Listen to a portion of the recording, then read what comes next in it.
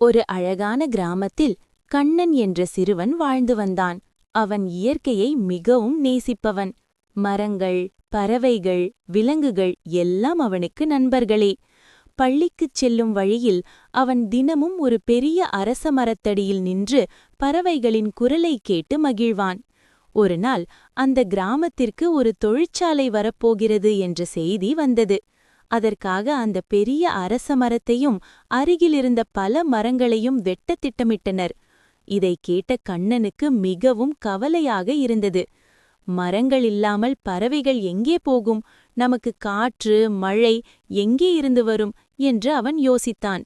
அவன் தனது நண்பர்களான மீனா மற்றும் அருண் ஆகியோருடன் சேர்ந்து கிராம மக்களிடம் பேச முடிவு செய்தான். அவர்கள் எல்லோரையும் ஒன்றாக கூட்டி மரங்களின் முக்கியத்துவத்தை பற்றி விளக்கினர். மரங்கள் நமக்கு சுத்தமான காற்று தருகின்றன, மழையை வரவழைக்கின்றன, நிழலும் பழங்களும் தருகின்றன என்று கண்ணன் சொன்னான். குழந்தைகளின் பேச்சு கிராம மக்களின் மனதை தொட்டது. அவர்கள் தொழிற்சாலை நிர்வாகத்திடம் பேசி மரங்களை வெட்டாமல் வேறிடத்தில் தொழிற்சாலை அமைக்க சொன்னார்கள். அதற்கு பதிலாக கிராமம் முழுவதும் மரக்கன்றுகளை நட முடிவு செய்தனர். சில மாதங்களுக்குப் பிறகு அந்த கிராமம் இன்னும் பசுமையாக மாறியது.